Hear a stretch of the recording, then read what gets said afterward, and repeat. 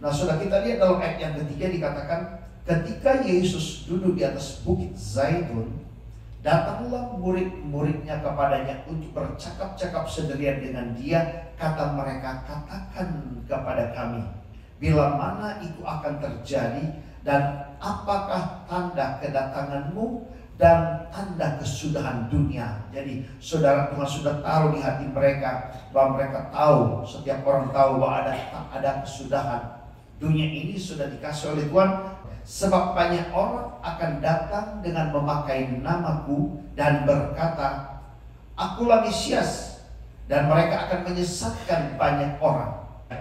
Namun berawas-awaslah, jangan kamu gelisah, sebab semuanya itu harus terjadi. Jadi tidak lama Tuhan akan datang kembali, dan gereja Tuhan menjadi tanda sudah dikasih oleh Tuhan secara spiritual. Jadi sudah bayangkan kalau sudah tidak kenal hidup saudara dalam Tuhan dan tidak kenal Tuhan saudara, saudara akan terbawa dengan apa yang setan buat, dan banyak orang akan murtad, saudara, dan mereka akan saling menyerahkan dan saling membenci.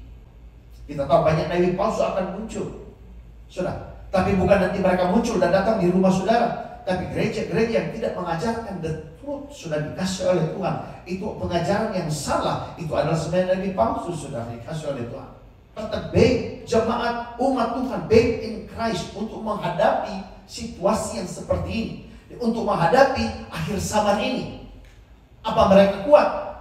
Tetapi kita bersyukur sudah dikasih oleh Tuhan kalau kita ada dalam gereja yang mengajarkan kita untuk kita bertumbuh dewasa untuk menghadapi situasi ini. Circle itu gereja yang bertumbuh di tengah-tengah tantangan, yang berkata no weapon formed against me shall prosper. Kalau kita bertumbuh dengan kasih, sudah dikasih adalah akan kasih Tuhan, maka di tengah keadaan apapun kita more than conqueror.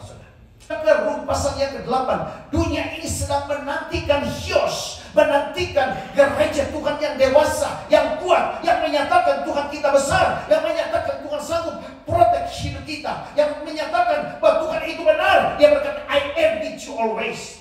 Bukankah kita harus menunjukkan kepada dunia, kepada gereja Tuhan, bahwa Tuhan punya power more than all the power in this world. Tapi bagaimana kalau susu yang diberikan kepada kita, Alkitab berkata celaka. Di zaman seperti ini saya mengajar tentang susu sudah dikasih oleh Tuhan, dasar-dasar. Memang Alkitab berkata enak di telinga sudah.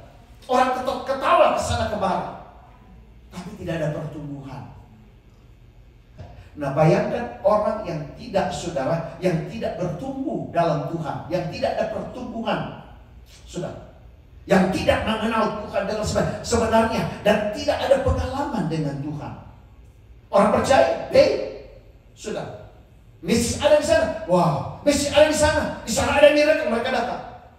Tapi kalau kita grow, kita kenal Tuhan kita kenal siapa kita, dan kita kenal Tuhan punya power manifestasi dalam hidup kita, maka sudah kita akan lihat sebuah hal-hal yang palsu yang iblis buat.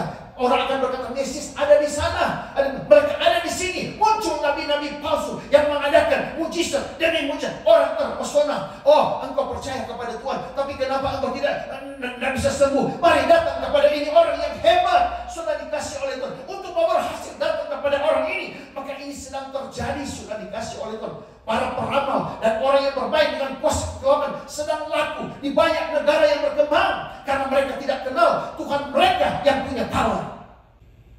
Ayat 26, jadi apabila orang berkata kepadamu, lihat ia ada di padang gurun, janganlah kamu pergi ke situ. Atau lihat ia ada di dalam bilik, janganlah kamu percaya. Sebab sama seperti kilat memancar dari sebelah timur dan melontarkan cahayanya sampai ke barat, demikian pula lah kelak kedatangan. Ini bicara lagi tentang kedatangan anak manusia. Jadi Yesus akan datang, saudara.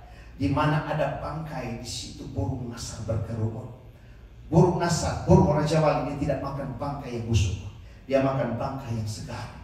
Dan kita kenal ada fellowship sudah dengan Tuhan, sebab itu kita kenal Tuhan kita.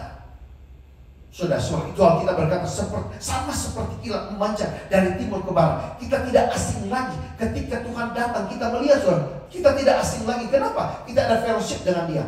Bahkan sebelum Tuhan datang, maka kita sudah diangkat, rapture. Ada pertemuan di udara. kita diangkat. Sudah. Dengan apa kita diangkat? Lihat, Elisa dengan rata, dengan yang berapi. Henok juga diangkat oleh Tuhan. Yesus di dalam kitab Kisah Rasul dikatakan Yesus di depan murid-muridnya, dan ini Lukas pasal yang terakhir karena ini ditulis oleh penulis yang sama, yaitu Lukas. Maka sudah dikasih dalam Lukas terakhir, Yesus terangkat tanpa ada kekuatan kemampuan manusia, tapi Yesus terangkat, sudah dikasih di mata daripada murid-muridnya, di mata daripada saudara-saudaranya juga yang belum percaya, sudah dikasih oleh Tuhan.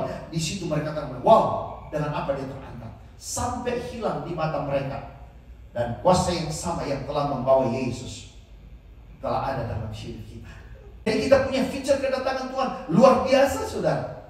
Kita akan wow, kita diangkat. Dan sesudah itu Alkitab berkata bintang mulai berjatuhan, sudah matahari akan menjadi gelap.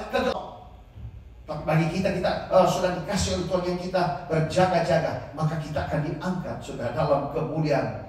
Dia datang, sudah dikasih oleh Tuhan di dalam awan-awan, semua akan melihat sebagai God Almighty, yang awal dan yang akhir, Alpha dan Omega. Dia datang semua, dunia akan melihat, sudah dikasih oleh Tuhan. Every knee should bow and every tongue should confess that Jesus Christ is the Lord. Dan mereka akan bilang, wow, He's God from everlasting to everlasting. You are God, ada dalam kemuliaan. Tapi kita ada bersama-sama dengan Tuhan kita. Wow, luar biasa kehidupan kita. Amin, saudara.